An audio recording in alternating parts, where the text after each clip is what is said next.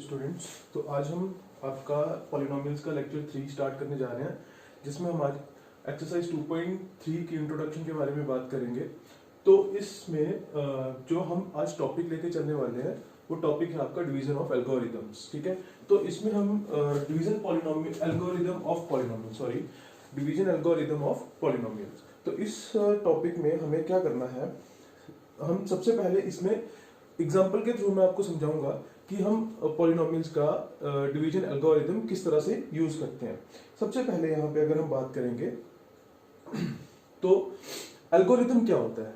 Algorithm एक procedure है जिससे हम कोई भी प्रॉब्लम को सॉल्व करते हैं। जैसे कि कोई भी स्टेप बाय स्टेप मेथड का यूज करेंगे सो दैट कोई भी प्रॉब्लम जो हमारे पास मैथमेटिक्स में है उसको हम सॉल्व कैसे करेंगे। ठीक है, तो डिवीजन एल्गोरिदम में होता क्या है, मैं सबसे पहले एक एग्जांपल लेता हूं आपके सामने जो आपकी बुक में एग्जांपल 7 है। ये एग्जांपल क्या है, सबसे पहले हमें इन्होंने क्या बोला हुआ कि डिवाइड करिए, divide 3x cube plus X square plus 2x plus 5 by 1 plus 2x plus X square. Okay, तो इसमें हमें क्या करना है, हमें यहाँ पे पॉलिनोमियल को डिवाइड करना है, इसको डिवाइड करना है इसके साथ। अब आप सभी ने अपनी छोटी क्लासेस में पढ़ा हुआ है, जब भी हम किसी भी नंबर को डिवाइड करते हैं तो उसमें हमारे पास क्या रहता है, हम इस तरह से एक पैरेंथेसिस का यूज करते हैं जिसके अंदर हमारे पास हमेशा डिविडेंड आता है और यहाँ पे हमारे पास डिवाइजर आता है हमेशा। ठीक है, तो इसी तरह से हम पॉलिनोमियल्स को भी डिवाइड करते हैं। तो इसमें हम क्या करते हैं, सबसे पहले हम इसी तरह से एक पैरेंथेसिस का यूज करेंगे जिसमें हम अपने डिविडेंड को, इस वाले पॉलिनोमियल को लिखेंगे 3x cube plus X square plus 2x plus 5। उसके बाद हम डिवाइजर लेंगे। ठीक है, तो डिवाइजर जो होगा हमें हमेशा जब भी पॉलिनोमियल्स में डिवीजन एल्गोरिदम यूज करना है, यानी कि दो पॉलिनोमियल्स को डिवाइड करना है, तो हमें सबसे पहले पॉलिनोमियल्स को उनकी स्टैंडर्ड फॉर्म में लेना पड़ता है। ठीक है, स्टैंडर्ड फॉर्म से मेरा मतलब क्या है कि हमेशा पॉलिनोमियल उनकी decreasing order of their degrees में ही हमारे पास आएगा। तो सबसे पहले जो जैसे कि ये पॉलिनोमियल था, इसमें हमारे पास जो फर्स्ट टर्म है इसकी डिग्री है, पावर है एक्स क्यूब, सेकेंड टर्म की पावर है एक्स स्क्वायर, थर्ड टर्म की पावर है x की पावर 1 और फिर फोर्थ टर्म जो है कांस्टेंट टर्म, इसमें वेरिएबल की पावर क्या है, 0 है। तो इसको हमने वैसे ही लिख दिया। मगर अगर हम यहाँ पे बात करते हैं तो ये जो हमारे पास टर्म है इसकी डिग्री 0 है, इसकी पावर 1 है और इसकी पावर 2 है। तो पहले हमारे पास ये वाली टर्म आएगी, तो यहाँ पे हम लिखेंगे x square plus 2x plus 1। Okay, अब हमें क्या करना है, अब ध्यान से समझिएगा, फर्स्ट स्टेप बहुत इंपॉर्टेंट है। हमें क्या करना होता है डिवीजन में, हमें इसकी पहली टर्म को पिक करना है और इसकी पहली टर्म को पिक करना है। ठीक है, तो इसके साथ मैं इसको डिवाइड करूंगा, 3x क्यूब के साथ मैं एक्स स्क्वायर को डिवाइड करूंगा, तो यहां से ये इसको कैंसिल करके ये एक्स स्क्वायर से क्यूब के 2x कैंसिल हो जाएंगे और हमारे पास जो बचेगा वो बचेगा 3x। तो यानी कि हमें क्वोशिएंट की पहली टर्म यहां पे मिल जाएगी। ठीक है, तो अब इसको हम इससे जब मल्टीप्लाई करेंगे तो हमें क्या मिलेगा, X square into 3x is equal to 3x cube. Okay, अब इसी टर्म को इसकी सेकंड टर्म के साथ क्या करेंगे, मल्टीप्लाई करेंगे, तो यहां पे 3 इंटू 2 इज 6, तो ये बनेगा हमारे पास 6x square. Then 1 into 3x is plus 3x। Okay, अब यहाँ पे हमें क्या करना है, साइन चेंज करेंगे इसके, तो यहाँ पे इस टर्म का साइन क्या है, पॉजिटिव है, तो ये नेगेटिव हो जाएगा, ये भी प्लस है तो ये माइनस, ये भी माइनस, तो यहाँ पे हम इसको कैंसिल आउट कर लेंगे, ये प्लस का ये माइनस का कैंसिल हो गए। अब यहाँ पे हमारे पास बच गया 6x स्क्वायर में से एक x स्क्वायर को माइनस करेंगे तो हमारे पास आएगा माइनस 5x स्क्वायर। ठीक है, उसी तरह से माइनस 3x में से 2x को सब्ट्रैक्ट करेंगे तो हमारे पास बचेगा माइनस x प्लस 5, वहां से उसी तरह से हम नीचे ले आएंगे उसको। ठीक है, अब ये हमारे पास नया डिविडेंड बन चुका है, न्यू डिविडेंड। तो इसको भी हम उसी प्रोसीजर से आगे फर्दर डिवाइड करेंगे। बट एक चीज आपको जो चेक करते रहनी है हर एक नए डिविडेंड के केस में, वो ये रहेगी कि जो डिग्री आएगी हमारे पास डिविडेंड की और जो डिग्री होगी डिवाइजर पॉलिनोमियल की, वो डिग्री या तो इक्वल होनी चाहिए डिविडेंड की डिग्री, या डिविडेंड की डिग्री डिवाइजर पॉलिनोमियल से बड़ी होनी चाहिए। हम तभी उसको डिवाइड कर सकते हैं। अगर इसकी डिग्री छोटी आती है तो हमें फाइनली रिमाइंडर मिल जाएगा। ठीक है, तो अभी यहां पे चेक करेंगे तो यहां पे हमारे पास इसकी डिग्री है एक्स स्क्वायर और इसकी भी डिग्री कितनी है 2 है। तो इसका मतलब इन दोनों की डिग्री इक्वल है, तो हम दोनों को क्या कर सकते हैं अभी भी डिवाइड कर सकते हैं। तो उसके लिए हम क्या करेंगे, वैसे ही सेम प्रोसीजर, इसकी फर्स्ट टर्म और इसकी फर्स्ट टर्म यानी कि -5x² को डिवाइड करके देखते हैं। -5x² डिवाइडेड बाय x², तो यहां पे x से x क्या हो जाएगा, कैंसिल आउट हो जाएगा। तो हमारे पास जो बचेगा वो क्या बचेगा, -5 बचेगा। तो यानी कि यहां पे हम इस पॉलिनोमियल को x² को -5 से क्या करेंगे, मल्टीप्लाई करेंगे, तो हमारे पास क्या आएगा -5x²। उसके बाद +2x इंटू -5, तो it becomes -10x। Okay, and +1 into -5, तो इट बिकम्स -5। यहां पे भी साइन चेंज होंगे, यहां पे भी आपके पास साइन चेंज हो जाएंगे, और ये माइनस का है और ये प्लस का है तो ये कैंसिल हो जाएगा। उसके बाद 10, ये +10x - x is equal to 9x and 5 + 5 is +10। अब यहां पे हम देख रहे हैं कि x की डिग्री हमारे पास यहां पे इस पॉलिनोमियल में जो वेरिएबल की हाईएस्ट पावर है वो 1 है, और इसमें हमारे पास हाईएस्ट पावर कितनी है, 2 है। इसका मतलब अब इसके आगे ये पॉलिनोमियल इसको डिवाइड नहीं कर सकता। तो हमें फाइनली हमारा रिमाइंडर मिल चुका है। ओके स्टूडेंट्स, तो आई होप कि आपको डिवीजन प्रोसेस समझ में आ चुकी होगी। तो यहां तक आई होप कि आपको समझ में आ चुका होगा। अब इसके बाद देखिए इसके बाद अब हमें डिवीजन एल्गोरिदम को वेरीफाई करना है। तो चलिए हम दोबारा से आपकी बेस क्लासेस पे जाएंगे। आप लोगों ने पढ़ा था कि डिविडेंड को जब हम डिवाइजर से के साथ डिवाइड करते हैं तो आपको यहां पे कोई क्वोशिएंट मिलता है और यहां पे सॉल्व करके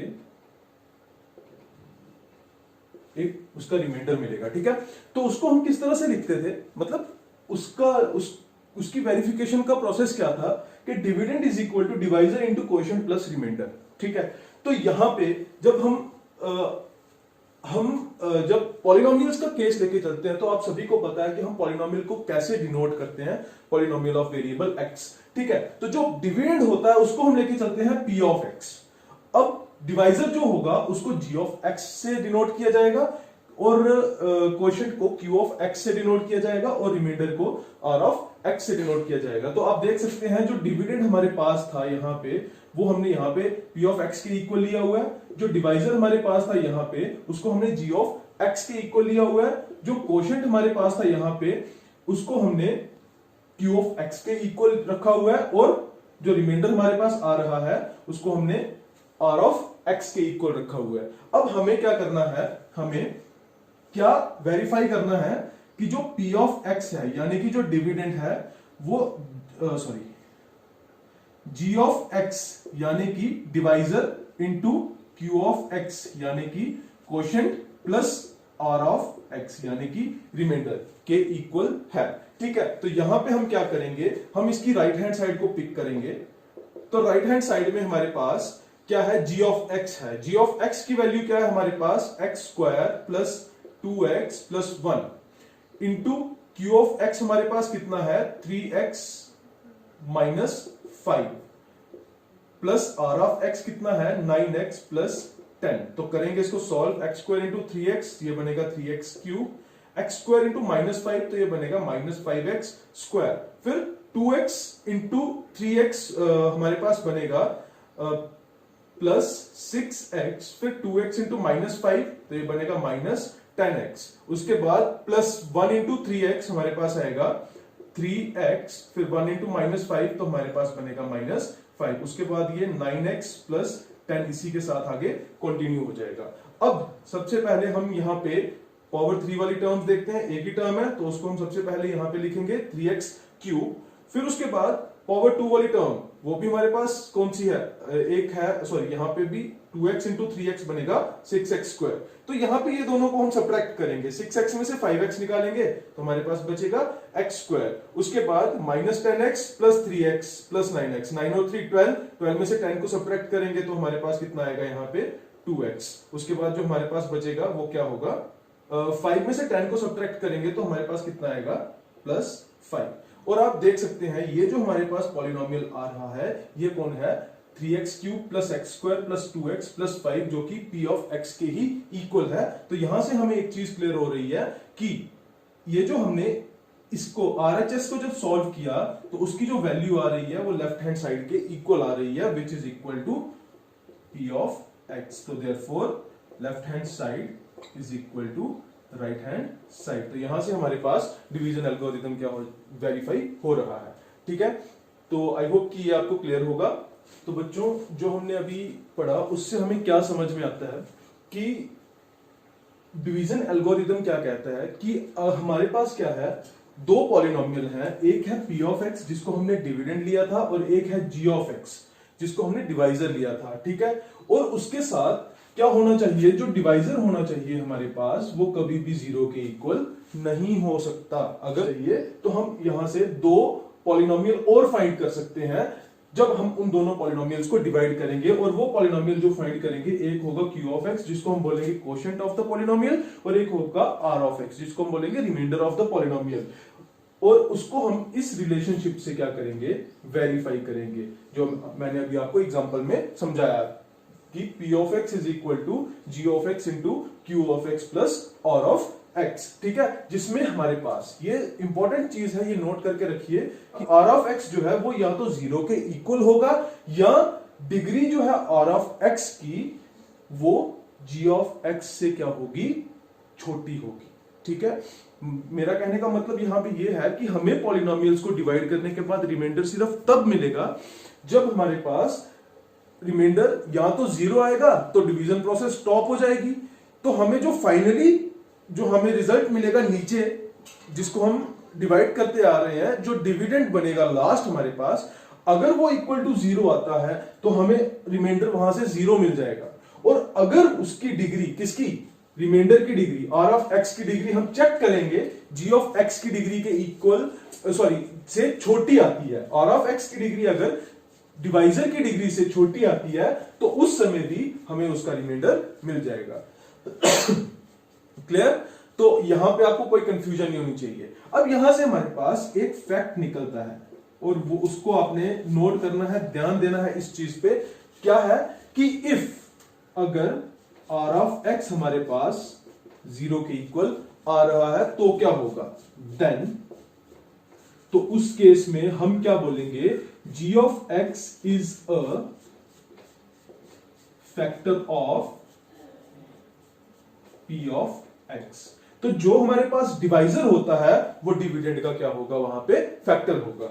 इसी के साथ ऑल्सो तो यहां से हमारे पास फैक्ट चेक ये है कि अगर g of x p of x का फैक्टर होगा तो दूसरा फैक्टर कौन सा होगा इसका, q of x is also a factor of p of x। तो स्टूडेंट्स ये बहुत इंपॉर्टेंट चीज मैंने आपको बताई है, इसको आपने ध्यान देना है इस पे कि अगर r ऑफ x आपके पास 0 आएगा तो g ऑफ x जो होगा वो फैक्टर बनेगा किसका, p ऑफ x का। लेकिन g ऑफ x एक फैक्टर हो सकता है p ऑफ x का, दूसरा फैक्टर जो हमें उसका मिलेगा वो कौन सा फैक्टर होगा, q ऑफ x। यानी कि जो हमारे पास वहां पे कोशेंट पॉलिनोमियल आया होगा वो उसका दूसरा फैक्टर होगा। तो आई होप स्टूडेंट्स कि ये चीज आपको समझ में आ चुकी होगी। ठीक है, तो अब हम एक पूरी एग्जांपल लेंगे इसमें और उससे हम इसको सॉल्व करेंगे, एग्जांपल को सॉल्व करेंगे। तो आई होप कि आपको जनरली पॉलिनोमियल का डिवीजन एल्गोरिथम समझ में आ गया होगा। ठीक है, तो यहां पे आपकी बुक पे एक और एग्जांपल है, एग्जांपल 8।